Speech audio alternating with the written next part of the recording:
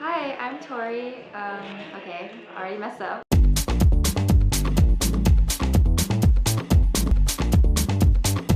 House dance started in the 80s. Disco effectively died in summer of '79 on a national scale because it was hyper commercialized and it was also oversaturated. People got really sick of it. But disco never died in the underground scene, right? New York City and Chicago, notable clubs include the Gallery, Powerhouse, the Warehouse, and then the Loft. So those were hubs where people would dance and just really escape what was occurring at the time.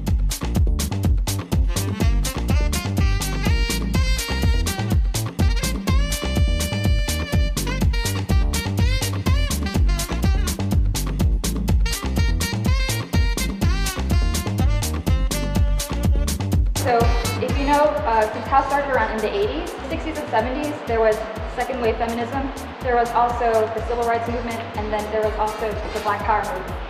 So the 80s was basically a conglomeration of people who were oppressed and they didn't have a place to express themselves in a safe manner, but these discos allowed them to really just express themselves.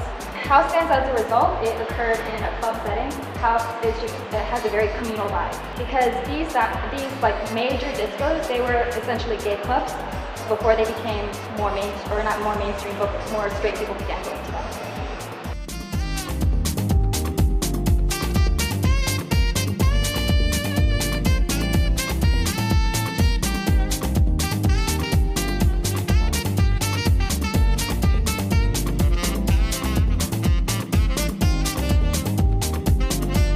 House dance is called house dance because Frankie Knuckles, who is the godfather of house music, he played at a club called the Warehouse in Chicago in the early to mid 80s. Because he was so popular locally, people started calling it warehouse music and then eventually house music.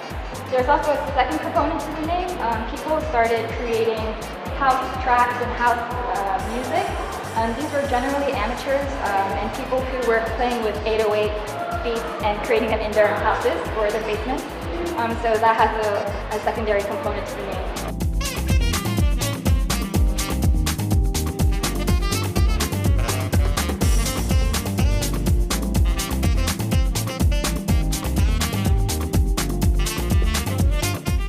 So towards the 90s, house dance and house music reached pretty big mainstream success. If you've heard of Season3.TOURMALINE or Crystal Waters, they were known to feature house dancers and house music in their own repertoire. At 2000, house dance was codified. So people like Brian Green, people like Police Sellers, people like Link and Buddha Stretch, they all had a heavy hand in the development of like house movement and house dance.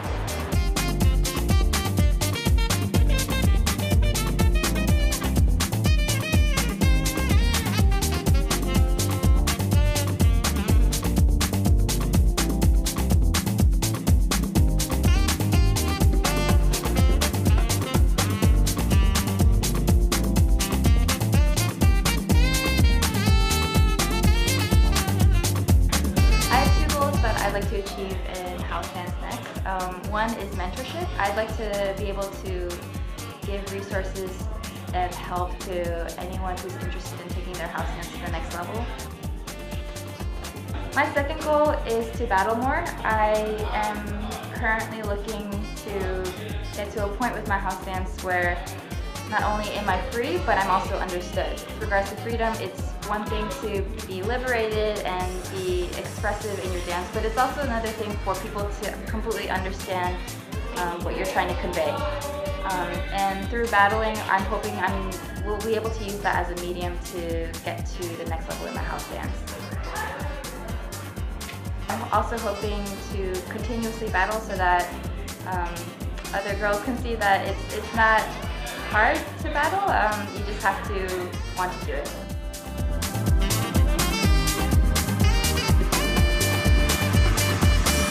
I have two pieces of advice.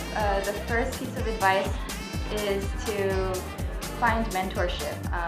If you are interested in a style or if you're interested in starting freestyle, it's important that you ask the right people the right questions so that you are learning properly and so that you are, being efficient with your progress. My second piece of advice is to be patient with your progress.